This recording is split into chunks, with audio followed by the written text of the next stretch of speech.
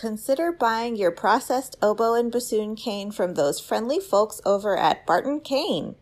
Processed with care and precision for your everyday reed-making needs. Take the pain and injury out of reed-making by letting Barton Cane do the hard, repetitive, boring stuff. Free up time for practicing, happy hours, hikes, baking, and spending time with friends and family. Barton Cane, here for you. Visit www.bartoncane.com.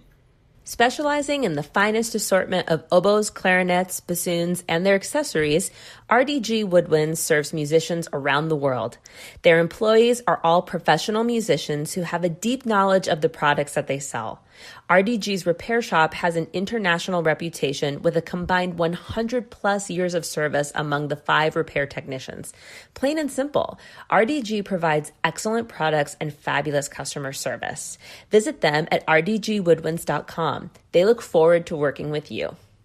Hi, I'm Galit Kaunitz. And I'm Jackie Wilson, and you're listening to Double Reed Dish, a podcast for oboists, bassoonists, and the people who love them.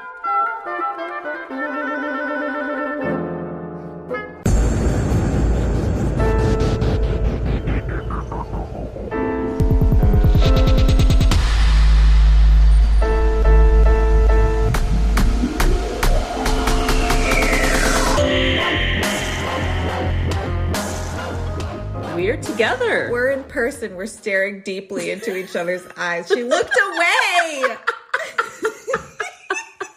We're in the same room. We are doing a rehearsal retreat. We just finished 3 intense days of rehearsing the new commissions that those of you who joined the commission consortium are just about to devour. We are so excited to record and release so that you all can hear it. And we're so excited to hear you guys play everything that's on the consortium list. The pieces are awesome, and I just know you're going to love them. Yeah. That's not all we've done, though. We spent time rehearsing, but we've also had a lot of fun. Yeah, we have had too much fun. Jackie almost killed us in a car wreck in front of the vice provost of her university. It was the chancellor.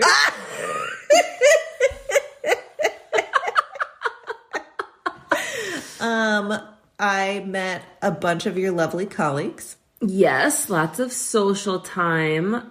We've done some businesswomen planning. Mm-hmm. Do you have any special deals for businesswomen? Do you have any businesswomen specials? Oh.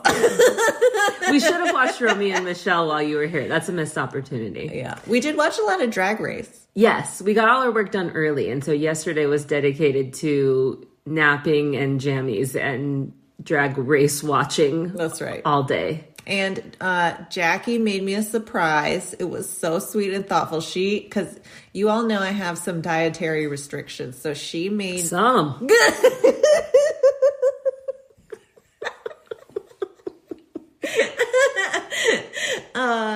She made me a dozen cupcakes.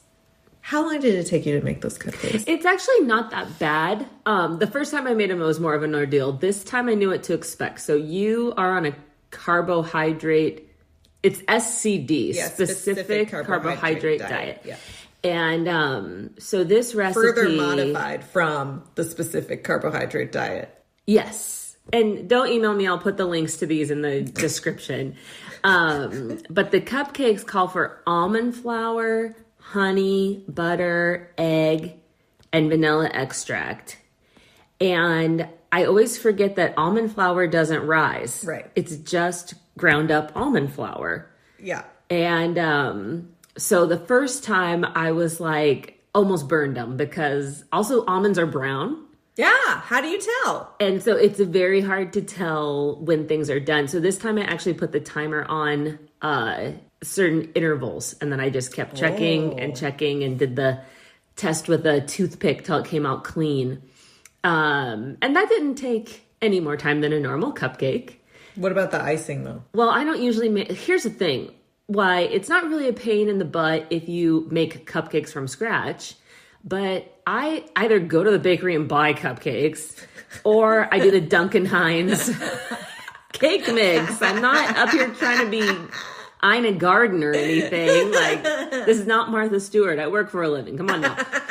So I don't really do stuff from scratch. And yes, the icing is a meringue base. So you have to whip the egg whites to a stiff peak. I felt like I was Julia Child. I have to boil honey. I was using a candy thermometer. So it didn't actually take up that much time, but it just uses skills that I don't emphasize all the time. And I'm calling you out because you were here for 4.5 days and they were all gone yesterday morning. I ate 12 cupcakes in 3 days. I averaged 3 cupcakes a day. But I mean, if you have... When's the last time you had cupcakes? Probably 4 years ago, the last time you made them. So if you only got cupcakes once every 4 years, yeah, I think still 3 a below day. My allotment. I think 3 a day is reasonable. It should be noted that the reason I don't eat these very often is that I abused my privilege of my wife making them because I asked for them too many times. The icing is really good. I had a couple spoonfuls while I was baking your cupcakes, for sure. And we faced another traveling debacle. Yes, within the last 24 hours. So we got everything done. We were like, booyah. Felt really proud of ourselves. We had a friend day. Booyah. We got everything done with the rehearsals. Our big thing, business lady thing we were wanting to work on was you and I have had an idea for like this entrepreneurial workshop, but a lot of times the entrepreneurial workshops I've been to at least have emphasized non-traditional paths.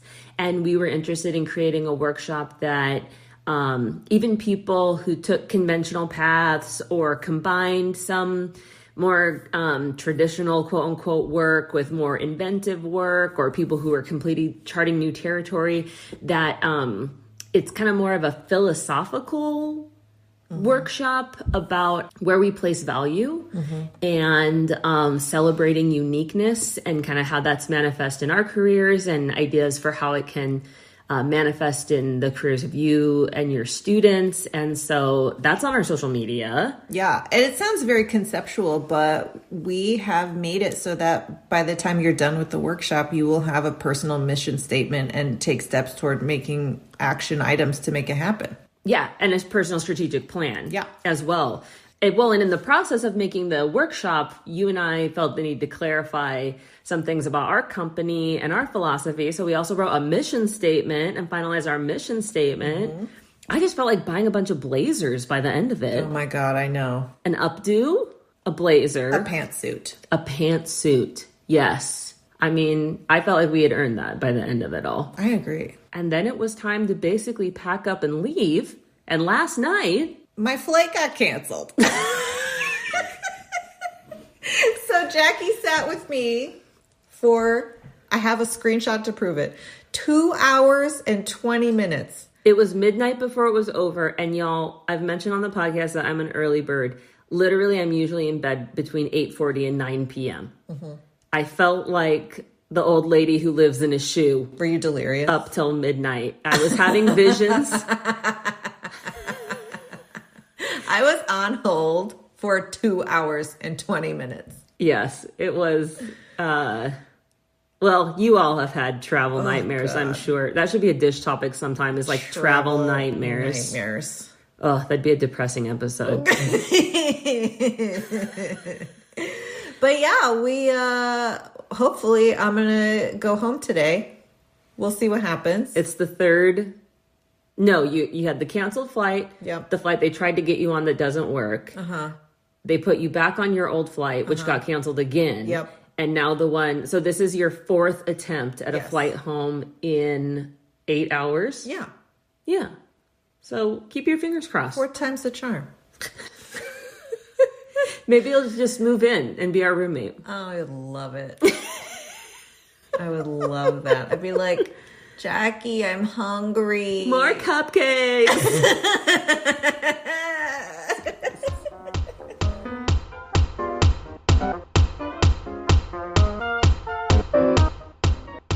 Founded by Logan Esterling, Reed Design is pushing the boundaries of oboe and English horn reed making. They take the knowledge they've collected from hundreds of reeds and, with the power of machine learning, derive patterns and trends that accurately predict the characteristics of finished reeds while early in the sorting process.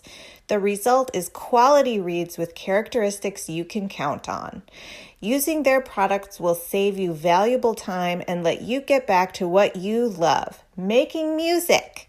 Visit www.reeddesign.io to learn more. That's REEDESIGN.io.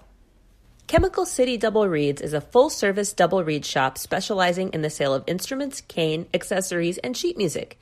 Double Reed Dish listeners can enjoy free shipping with code DRDISH, all caps, no spaces. Visit them in Baton Rouge, Louisiana, or online at chemicalcityreeds.com.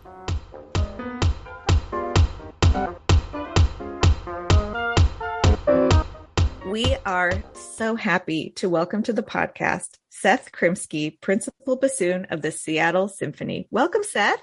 Welcome to you. Thanks for having me. I love to start by asking our guests how they began playing their instruments. So could you tell us how you came to play the bassoon? So my older brother told me I should try beginning winds. I think I was in 8th grade. And I thought, I don't know, whatever. And I thought, oh, trombone's got a slide, so I'm going to play trombone. Yeah. So I brought home a trombone, and it did have a slide, which bored me within about an hour and a half. And I thought, okay, I don't want to play this. What am I going to play? And I have cousins who are about a decade older than I am, and they had a huge collection of Mad magazines. And I had been reading Mad magazine for years. And there was an old Mad magazine that had a cartoon, like a movie parody about success stories from the 50s and from the 60s. And in the 50s, it was about this guy who wanted to be a boxer, but his father wanted him to play bassoon. And there was one panel in particular with this picture of a bassoon and a vocal sticking out and a billion keys on it. And I went, wow, that looks really complicated. I'm going to play that. And I asked the teacher if there was a bassoon. He said, no, but the high school has one we can borrow because they don't have anybody playing it. And then he brought me that bassoon and had a couple reeds and told me to think about swallowing golf balls to get the embouchure, I guess. And I took it home and it was like, wow, this thing is cool. So that was that. Then somehow I happened to live about a mile and a half from Norman Hertzberg.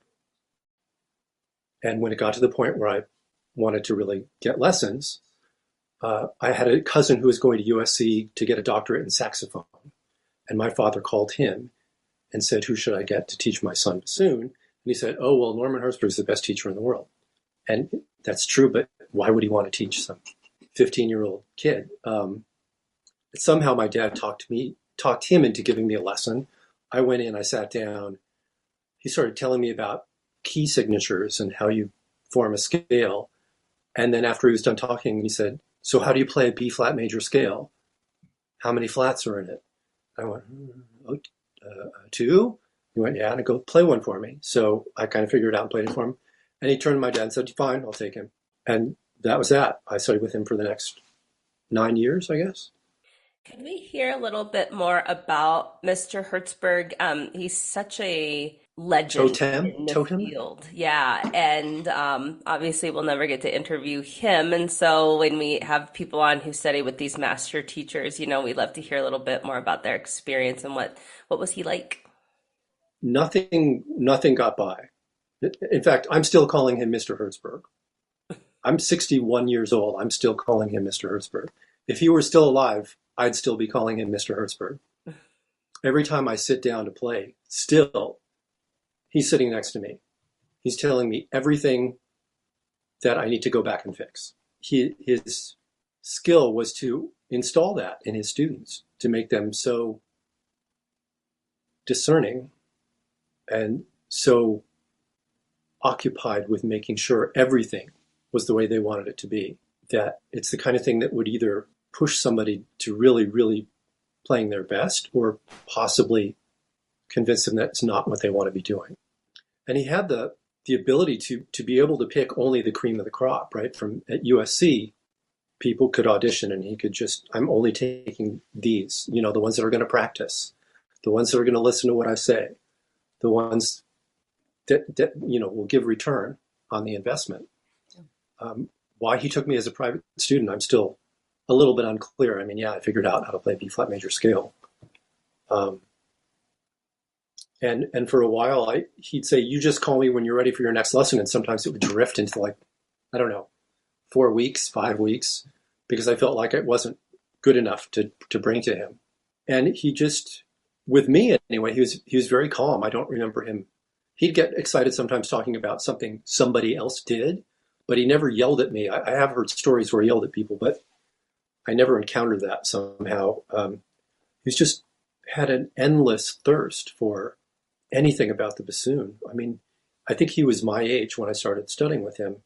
And he was at that point working on the profiler that you probably can't get anymore. I don't know. I think Ben is involved in getting some of those out now and then, or maybe Arlen also. But that's remarkable for somebody at that age to have that kind of desire and connection to the instrument to that degree that they want to create this profiler. And he would go out of his way to figure out how to help somebody that was having trouble with something. Every time I would teach, I would think about how far from the mark I am with him as the standard of what I consider real teaching. And we had a very close relationship. I didn't get along with my father. He was kind of like a surrogate father to me. There's a lot tied up in that relationship, and I don't know how close I can come to describing what his teaching was like, because there was that aspect of it as well. Right. That we lived so close to each other even before I went to school, and that it was pretty much no question after I started studying with him that I wanted to play bassoon then at that point for a living, and that I would go study with him at USC. And I didn't even audition anywhere else. I was applying to other schools because I thought maybe I would be the pre-med major that my father wanted me to be, but I stuck with bassoon. So what happened after USC? How did you journey into becoming the professional musician you are today? This stuff goes down on paper. I look like such a jerk. I took a bunch of auditions, right? Everybody takes a bunch of auditions. And I believe some of your guests were on the circuit with me. Whitney Crockett. Uh-huh. He and I were auditioning for everything. We saw every audition, we saw each other. I kept coming in runner up, and in those days it was like, well, we didn't choose you because you don't have any experience. So there were a couple of people from SC that had taken positions in South Africa, in Cape Town. And they said, oh, they love us there, come out here and get some experience. So a co-principal position was open in the Cape Town Opera and Ballet Orchestra. And I sent them a tape, and that was it. It was just a tape. There was no anything after that. They just hired me. And it was weird, to say the least. I am slightly embarrassed about this is during apartheid, so I could be canceled right now for even saying that I went to South Africa at that time. It was an interesting experience. There were a lot of people from London and Vienna in that orchestra who could not succeed in London or Vienna. They were older. And then there were some kids from America who were trying to build their resume. And it was a very odd experience. It did give me the ability to make all my interpersonal mistakes. I've always been kind of a wise ass and said things that maybe I shouldn't be saying. And that was where I learned how many of those things can't be said on the job, especially with people that don't know you. So it was valuable for that. I left before my contract was up. I found somebody to finish my contract because I was having real trouble dealing with the level of the orchestra. And I came back to finish a master's at USC. I did not finish the master's because before I finished the master's, I got the job in Seattle. So there wasn't a lot of jumping around for me. My original job in Seattle was second bassoon. The principal bassoonist at that time was quite ill. He was in the midst of having a lot of surgery, and I ended up playing principal a lot. He had to retire because his health was just not anywhere where it needed to be to do that kind of job. And at that point, they could have local auditions. Before they had a national audition, they had a local audition. I won that audition. Obviously, I've been playing the job since '89, I think, been principal. So that's quite some time, a lot of that with a particular music director whose name must not be spoken. And just cranking them out it was a tough job. It's a three-person section for, every year until right before the pandemic, when we added a fourth to the section. And as soon as we hired somebody, our contra player left. So we just had a contra audition. So it's only next season that I will actually preside over 4 people in a section. And let me tell you, night after night of playing every piece on every concert and no assistant is brutal. Mm-hmm. Good experience, I guess, but brutal. Our listeners really love to hear tips and tricks about auditions, and someone who's held your position undoubtedly has experience on the other side of the screen. Many. And so I wonder if you could share your thoughts on what you've learned and what you observe in that process with our listeners. Sure. So, and let me preface by saying this would really only apply to the orchestra where I play. And I can't speak for other orchestras. Mm-hmm. I can speak for some of my colleagues because we discuss things. So most of this is just my opinion. And I don't want to give anybody the impression that you can apply it to any audition anywhere. So the things that are important to me, and I'll just start with that. When I listen to an audition, obviously, the pitch and rhythm, and those are key. Pitch and rhythm are really, really key. You don't want to play that B flat arpeggio at the beginning of the Mozart out of tune. That's all it takes, really, for people to stop listening. If that's not in tune, there's going to be a problem. To me, the audition is a matter of people demonstrating what they're able to do. So sometimes people really want to overdo it, like, I've got to play everything really fast, or I've got to play everything like it's a solo, or I have to play everything as softly as possible. You really only need to demonstrate on the appropriate excerpts that, yes, I can play very softly. Yes, I can. My fingers are fine. My tongue is fine. What I want to hear is somebody who's putting together.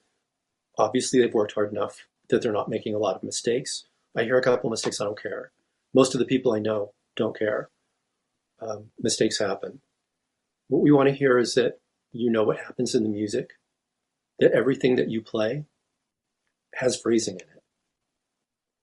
There's no such thing as a bunch of notes with no direction. Even if it's a bass line, even if it's the most banal, mundane thing that you've ever seen, there's direction in it. It's working with something else.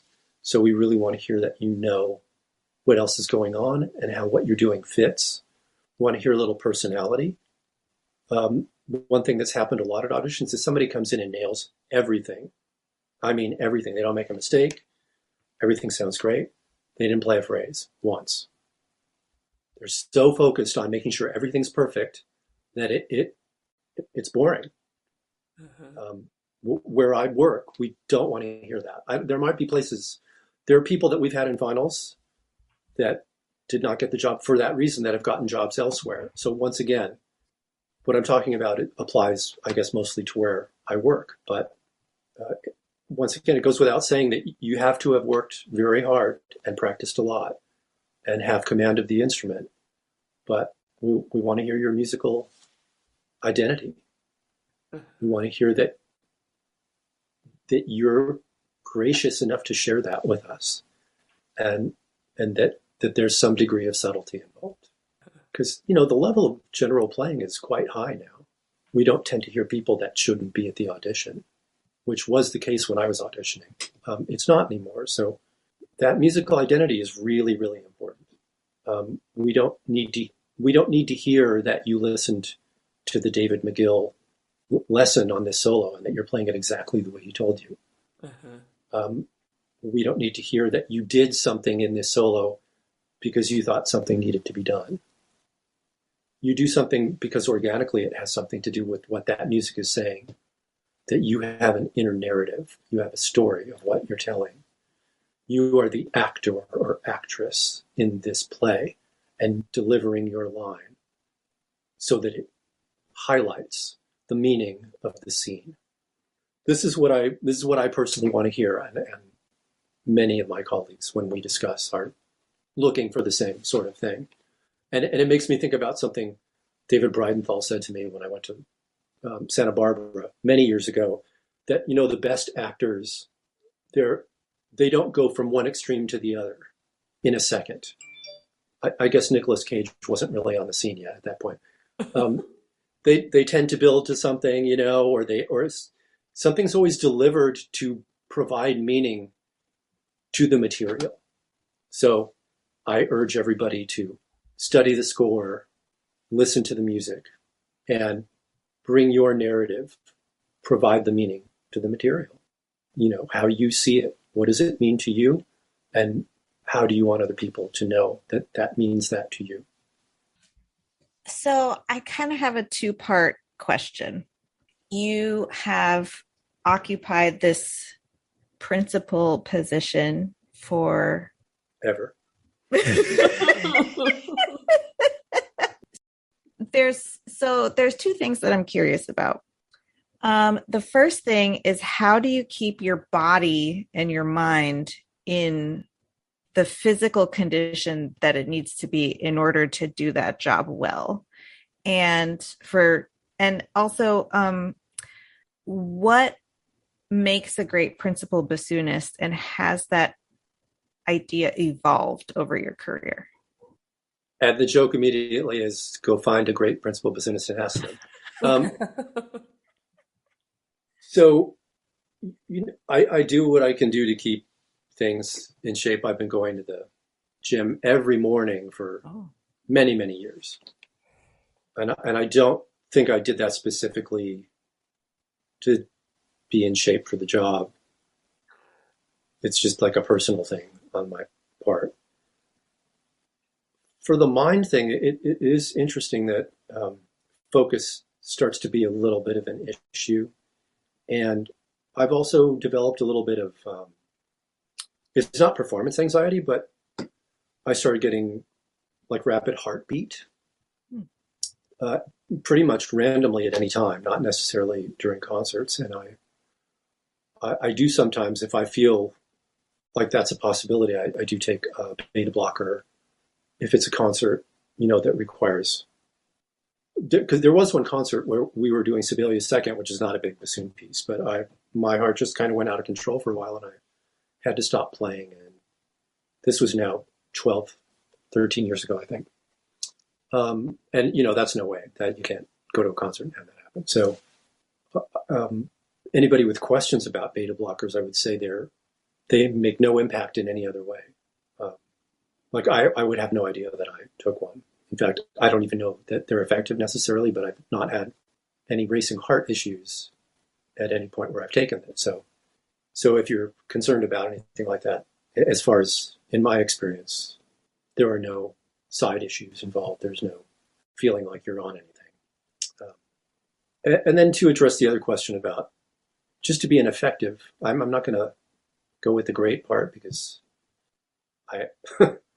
I feel a little uncomfortable calling myself great. To be effective, I feel like really know the music, become as much of a conductor as the conductor is, and then just make sure that you can lead your section. I move around a lot, probably too much sometimes, but I think that's really necessary, especially in the back row.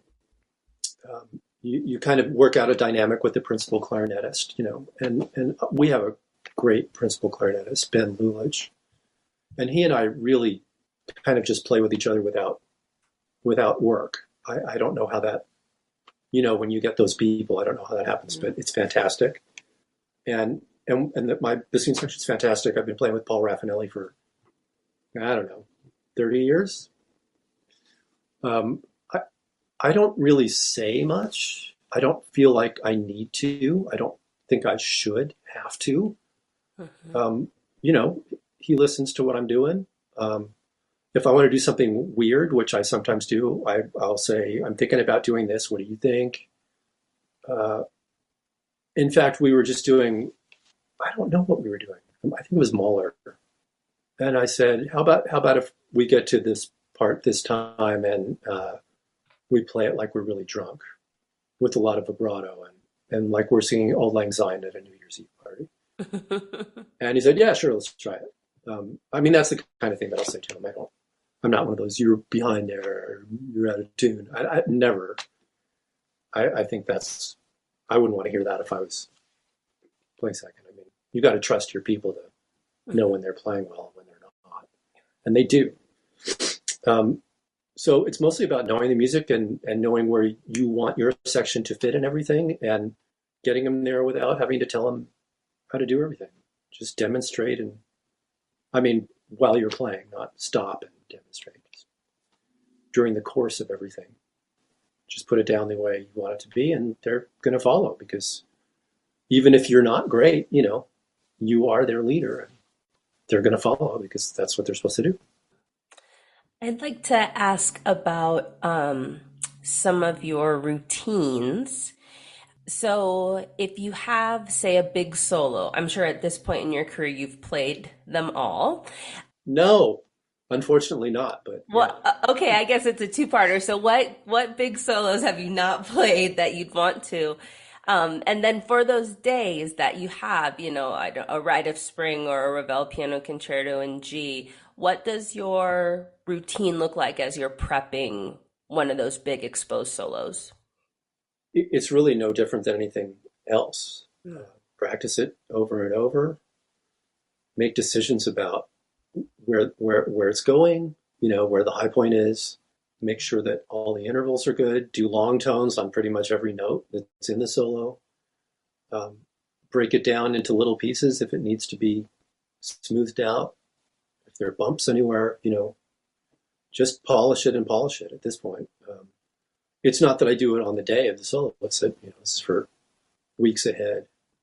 So the one piece that I still haven't played is Elgar Falstaff, which has a great bassoon part. And I've never successfully gotten a conductor to program it. And I'm very sad about that. I want to play that piece. Anyway, yeah, there's no secret formula for a solo. It's mostly about know how you want it to sound and work on it until it sounds that way. If you know that you're going to have to work this many extra hours to get it there, then start that much earlier. And my next question would be about your reed making routine. As a professional in an orchestra as big as yours is, what does your reed life look like on a regular basis? Oh, and our listeners love to hear the nerdy stuff like shape and the machines you use, your setup, all that type of stuff too. I'm on the Hertzberg profiler and the Hertzberg shaper. The original batch. So this is not there's a newer batch that he made that had some modifications. I'm on the original. I'm on number 25 out of number 26. So he originally made 26 and I got number 25. At this point, and I think this is not quite a year, I got one of those hardness testers. Are you aware of those? Yeah, I'm aware of them. They're not part of my routine, but I thought they were kind of silly for a while until I got one. So I tend to split 5 tubes every week, and then I'll gouge them and put them on the tester. And I have an area where I'll keep them. And I tend to keep somewhere between 8 and 12 out of the 20. So if I don't, then I'll have to gouge and split some more. I want to make sure that I'm making in the vicinity of 10 a week. Out of those 10, because I'm using that tester and I've eliminated the really bad ones already, I'm at this point getting maybe 4 or 5 a week that I will take into work, and a couple of those are going to end up playable at a concert. And this is every week. So there are no weeks off. If there's a really good week where I get surplus, great. That doesn't mean that I take the next week off. In fact, so these are the last, I don't think it's 3 weeks. I think it's 2 weeks. Had a good amount of cane come through. So those will get narrowed down some more. There's always going to be trimming that needs to be done on site, so they don't get completely finished at home. Seattle is infamous for weather changes, especially barometric pressure changes. We have a period during the winter where it gets sunny and really cold. And I don't know if you got that where you are, but that sucks. I mean, nothing is worse for reeds than sunny and cold. That I'm high in pressure Mississippi, area. so we get sunny and wet and hot. Yeah, well, if it's consistent, that might be okay. Yeah. Although, do you have to throw them out pretty rapidly? The reeds, do they? Mm-hmm. Yeah. So I mean, I don't try to turn mediocre reeds into good reeds. As soon as I discovered that they're mediocre, they go away. Mm-hmm. And I try to not saddle myself with of course, sometimes you can't help it. You have bad reed. You have to play Scheherazade. But most of the time I feel like, especially now with that, being able to dismiss so many and being able to have a higher percentage of reeds turn out, mm-hmm. I feel a little less under stress about the whole reed situation. But it's a matter of just consistently making them. If your reeds aren't good, make more reeds. Or as Mr. Hertzberg would say, play long tones. What do you mean there's something wrong with your reeds? Play more long tones. I love that. I mean, that would be the thing. You'd call him, Mr. Hertzberg, my reeds are so bad. Go sit down and play long tones. That's it. That would be his answer. Yeah. So I have no tips or tricks about reeds. Honestly, most of them are going to be bad. You learn how to put them together properly and hope for a good piece of cane. And that's pretty much it. It's a completely different mindset, I think, from a lot of, we have a lot of student listeners, and I think a lot of students are uncomfortable throwing away those questionable pieces because they think about the dollar amount that they're putting in the trash. Mm-hmm. But from what you're saying, you're paying for it either way. You're paying for it in time and energy, or you're paying for it with money, or both. Yeah, and I would say if you're trying to play on a reed that's made from a piece of cane that just doesn't really vibrate, the psychic damage will result in much higher therapy bills than the amount of cane you're throwing away. Mental therapy and physical therapy. I feel like my body hurts when I try to play on a bad reed. Yeah, it's horrible. I mean, they're never great. I don't remember the last time I had a great reed, but there's playable and there's not playable. Right. What are the qualities in a reed that you look for? What makes it a great reed, or a playable reed? Excuse me. It vibrates. Mm-hmm. You try to play it soft, it vibrates.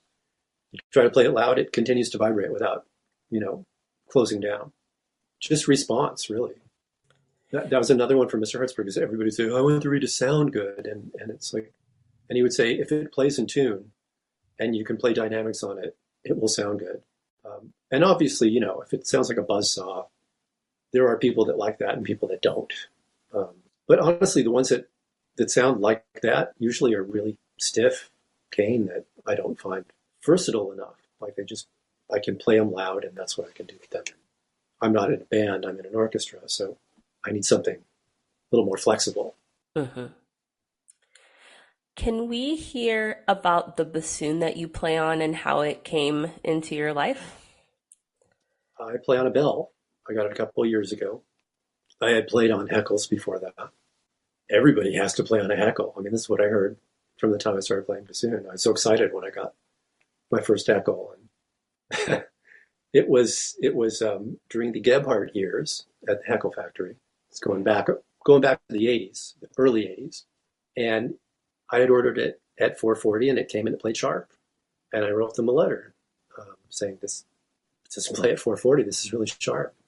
And Gebhardt wrote me a letter back saying, there's something wrong with you. We made that the way you wanted it. That Kurt. Done. When I ordered my next heckle, which was 20 or so years later, and ordered it at 440, I got a letter saying, are you sure you wanted it at 440? The last one you got from us was 442. And I played that heckle for a few years. And I as I got older, I found it more and more difficult to manage. And, everybody raves about bells. And I know Michael O'Donovan really well in Los Angeles, and he's been playing bells he stopped playing, but he had been playing bells exclusively for many years. So I ordered one, and I just find it fantastic. It's not perfect. It's not like a miracle. There are some notes, it's a bassoon, but it's much more cooperative. And I find the difference being like, let's go Gilligan's Island, right? Heckle is Ginger, and Belle is Marianne. and Marianne, she's not ugly. There's nothing wrong with Marianne. She's just nice. It's like, oh yeah, let's. That sounds like fun. The Belle is like, yeah, it sounds like fun. What can I do? What can I do for you so that you can deliver your musical opinion? And the heckle was like, I'm a heckle. You're going to have to work for me. So you can go ahead and try for that musical vision, but I'm not helping you. I'm here to sound like a heckle, and you just appreciate the fact that I'm a heckle and that I sound like a heckle. So it's two different things. I don't think the bell sounds bad by any stretch of the imagination. I think it sounds fantastic. It doesn't sound like a heckle, but then there was a particular upper frequency that the heckles pushed a little bit too much, in my opinion, for the kind of sound that I want. So the bell just became this kind of perfect instrument for me. I can't say it would be for everyone, but if somebody tells me they want to get a new bassoon, I will say, have you thought about a bell? You don't have to wait 14 years for it, and it doesn't make you jump through flaming hoops every time you want to play 5 notes in a row. Was that controversial at all, the choice to switch from a heckle in such a high-profile orchestral position? No. Nobody cares. Okay. They don't. I mean, for the most part, they don't even know. If I got one that was dyed blue, and go, oh, you got a new bassoon. Otherwise, it's like, do you think anybody in the orchestra, aside from the bassoon section, cares what the bassoonist is playing on? Right. They don't even know we're playing most of the time. I really like that solo you played tonight. Oh, you mean that one note that I held in between movements of the Mendelssohn Concerto? I was going to ask if there are maybe perhaps any funny things that have happened on stage that you'd be willing to share with us, or. So, I don't know if it wasn't funny to me, but telling the story, I'm sure it's funny. We were playing Firebird for perhaps the 7,000th time in my career.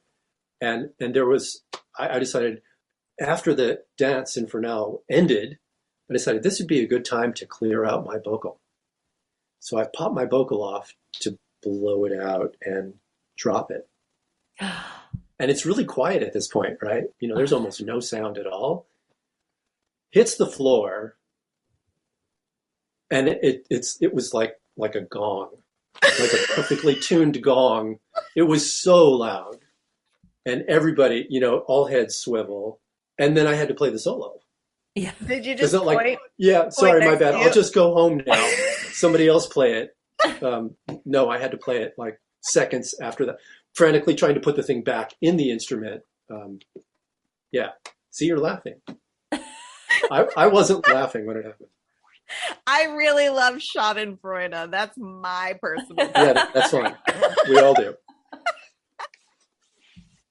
So, if your music director came up to you and said, Seth, I want you to plan the next concert. What would be on it? Elgar Falstaff. Were you paying attention? Seriously, I want to play that piece. Yeah, that would be on it.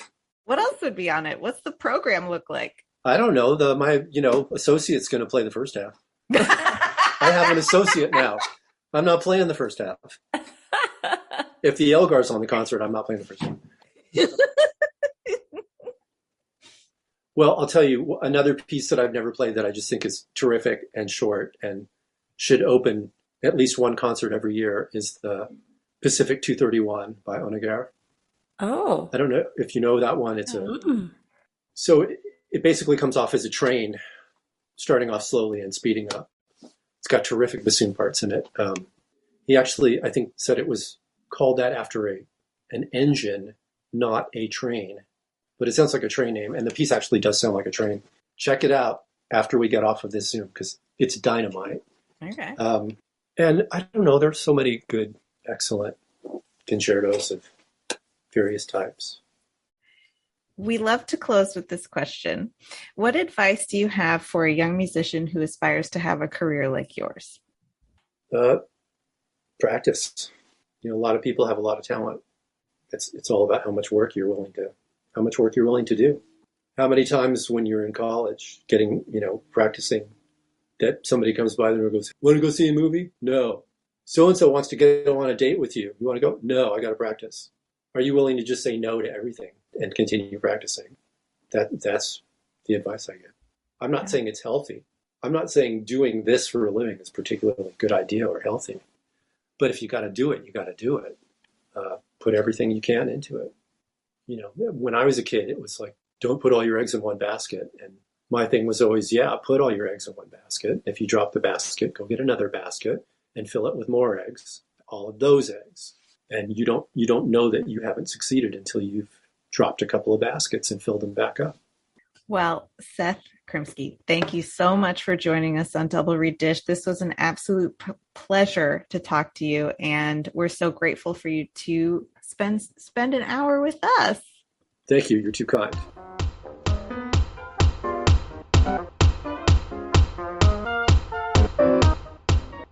We hope you enjoyed that episode. We hope that you're eating tons of cupcakes and catching all of your flights and being savvy business people and rehearsing efficiently. We hope we give all of our good juju to you through the vibes of the pod. Rate, subscribe, follow, you know the drill. Galit, who's on the next episode? We are so excited to share a beautiful interview with Andrew W. Parker, Assistant Professor of Oboe at Oklahoma State University. Jackie, let's end this nerd parade. Go catch your flight. Go fly home. Go fly home and make sure that your reed tools are in your suitcase. Checked bag. Yes. Yeah. Yes.